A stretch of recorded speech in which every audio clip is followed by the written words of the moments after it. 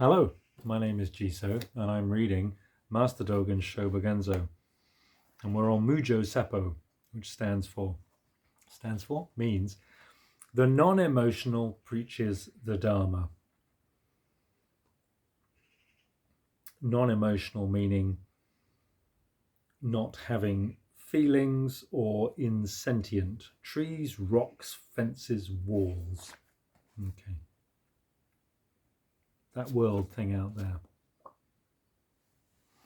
And we're on paragraph 70, page 99 in the Nishijima Cross edition. The ancestral patriarch Ungan says, the non-emotional are able to hear the non-emotional preaching of the Dharma. The non-emotional are able to hear the non-emotional preaching the Dharma. Following the authentic transmission of this lifeblood, there can be learning in practice that is free of body and mind. Saying the non-emotional are able to hear the non-emotional preaching the Dharma may be in essence and in form the same as saying the Buddhas are able to hear the Buddhas preaching the Dharma. An assembly that listens to the non-emotional preaching the Dharma, whether of sentient beings or insentient beings, whether of common men or sages and saints, may just be the non-emotional itself. Relying upon its essence and form, we can tell the true from the false among masters of the past and present. Even if they have come from India in the West, if they are not true ancestral masters of the authentic transmission, we should not rely on them. Even if they have been learning continually for 1,000 myriad years, if they have not received the transmission as rightful successor to rightful successor, we cannot succeed them.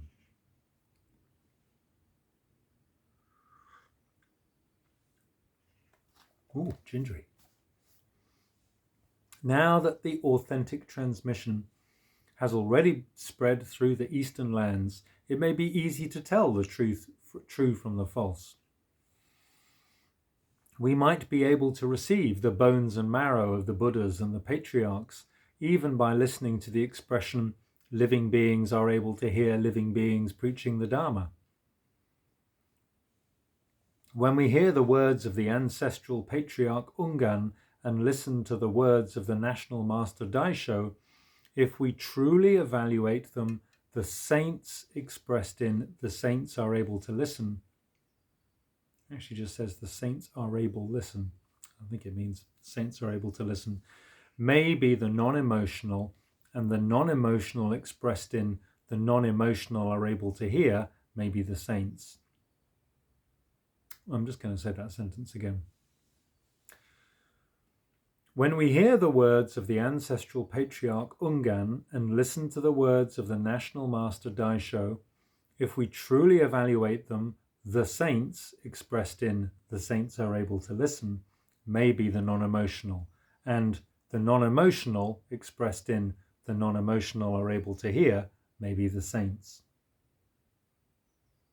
What the non-emotional preaches is the non-emotional, because the non-emotional preaching the Dharma is the non-emotional itself. Thus, the non-emotional is the preaching of Dharma, and the preaching of Dharma is the non-emotional. The founding patriarch says, if that was so, I would rather not hear the master's preaching of the Dharma. The words, if that is so, which we now hear, take up the principle that the non-emotional are able to hear the non-emotional preaching the Dharma.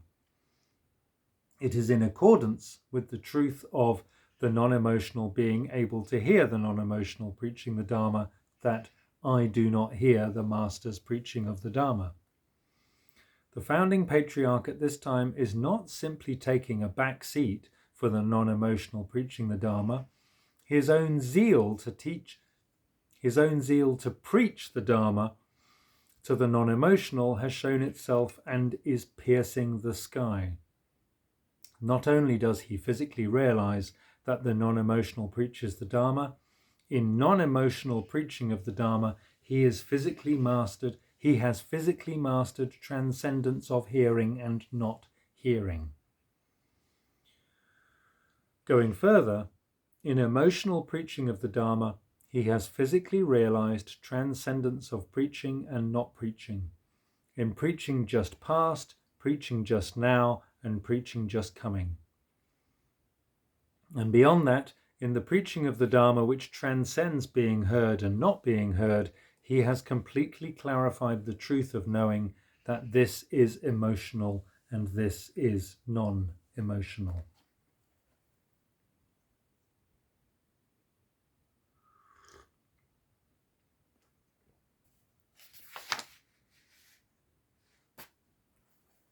In general, hearing the Dharma is not confined to the spheres of the ear as a sense organ or of auditory consciousness. We hear the Dharma with our whole energy, with the whole mind, with the whole body, with the whole truth, from before the time our parents were born and from before the time of majestic voice until the limit of the future and into the limitless future. The Dharma is heard prior to the body and after the mind. There is benefit to be got in each of these cases of hearing the Dharma. Never say that there is no benefit in hearing the Dharma without the involvement of mind consciousness. Those whose mind has ceased and whose body is spent are able to benefit from hearing the Dharma, and those who are without mind and without body are able to benefit from hearing the Dharma. Footnote: those whose mind has ceased and whose body is spent, shinmetsu shinmotsu, mind ceased, body sunk beings, suggest, for example, practitioners who feel too sleepy to concentrate on a Buddhist lecture. Imagine that. Mind ceased, body sunk beings. And those without mind and without body, mushin, suggests practitioners who are in the state of action and who are thus working as an integrated whole, which is indivisible into mind and body. The Buddhas and the patriarchs, without exception, pass through series of such instants in becoming Buddhas and becoming patriarchs. How can the common intellect be fully aware of the influence of Dharma connecting with the body-mind? It is impossible for us fully to clarify the limits of the body-mind. The merit of hearing the Dharma, once sown as a seed in the fertile ground of the body-mind, has no moment of decay. Sooner or later it will grow, and with the passing of time it is sure to bear fruit. Stupid people think, without progressing on the path of understanding, and unless our memory is good, even if we listen to the Dharma tirelessly, there will be no benefit. The most important thing, whether in the human world or in the heavens above, is to devote one's body and mind to the pursuit of wide knowledge. If we immediately forget and leave the seat a blank, what benefit can there be? What educational merit can it have? They say this because they have not met a true teacher and have not seen a person of the fact. One who does not possess the traditional face-to-face transmission is said not to be a true teacher. One who has received the authentic transmission from Buddha to Buddha is a true teacher.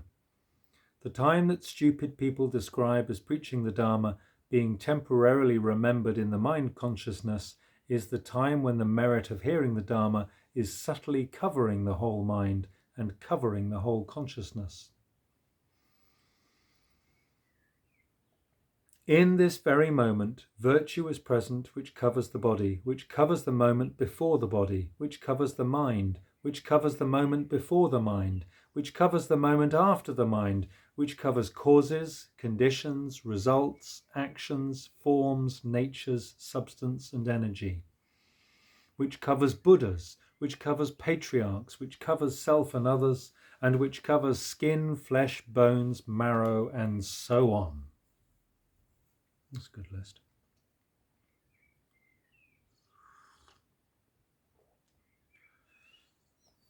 Realized throughout speaking and preaching, and throughout daily actions such as sitting and lying down, the virtue pervades the meridians and pervades the sky. Truly, it is not easy to recognize such virtue of hearing the Dharma.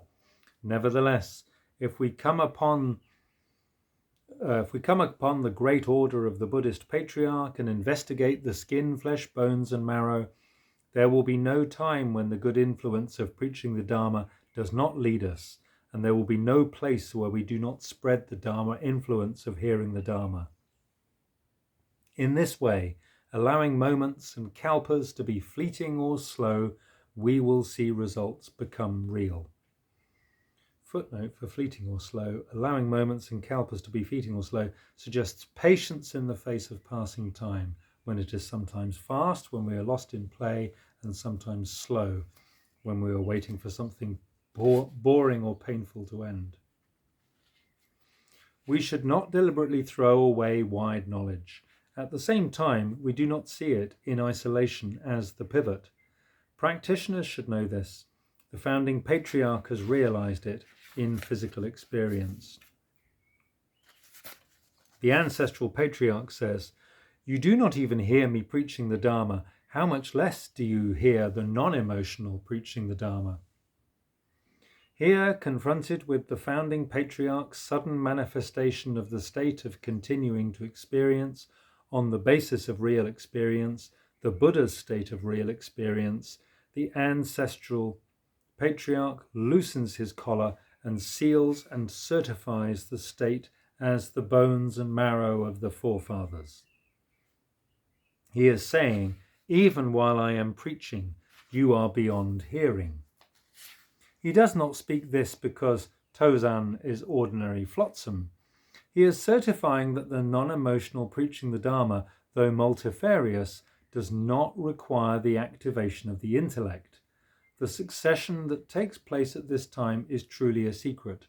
Those in the states of the common and the sacred cannot easily arrive at it or glimpse it. Then the founding patriarch composes and presents to the ancestral patriarch Ungan a verse which says that the mystery of the non-emotional preaching the Dharma is how very wonderful, how very wonderful. So the non-emotional and the non-emotional preaching the Dharma are each difficult to consider intellectually.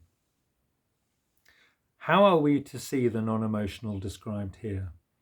We should learn in practice that it is beyond the common and the sacred, and beyond the sentient and the insentient. Common and sacred, sentient and insentient are always, whether preached or not preached, within the orbit of intellectual consideration. The present non-emotional, which may indeed be a mystery and very wonderful, and again very wonderful, is beyond the wisdom and the consciousness of common men and sages and saints. It is beyond the reckoning of gods and human beings. If we listen with the ears, it is ultimately too difficult to understand. Even with supernatural ears, or even with the universal ears that pervade the whole world and all of time, when we aim to listen with the ears, it is ultimately too difficult to understand. Even with an ear on a wall or an ear on a stick, we cannot understand the non-emotional preaching the Dharma because it is beyond sound as matter. It is not that there is no possibility of listening with the ears, but even if we exhaust hundreds of thousands of kalpas of effort, it is ultimately too difficult to understand. The non-emotional preaching the Dharma has the dignity of the undivided truth, which is originally beyond sound and form. It does not reside in nests and dens near the common and the sacred. Nests and dens near the common and the sacred.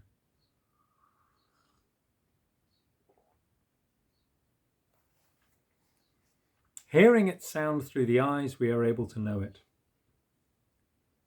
Interpreting this expression, certain individuals think the activity of grass, trees, flowers and birds being seen in the present by human eyes may be described as hearing sound through the eyes. This point of view is completely mistaken and is not the Buddha Dharma at all. The Buddha Dharma has no such theory. When we learn in practice the founding patriarch's words, hearing sound through the eyes, the place where the sound of the non-emotional preaching the Dharma is heard is the eyes themselves. Footnotes in Master Tōzan words literally means eyes place, which means place or seat, is suffixed to gen eyes to indicate the eyes as the seat of sight, that is, the eyes as a concrete organ.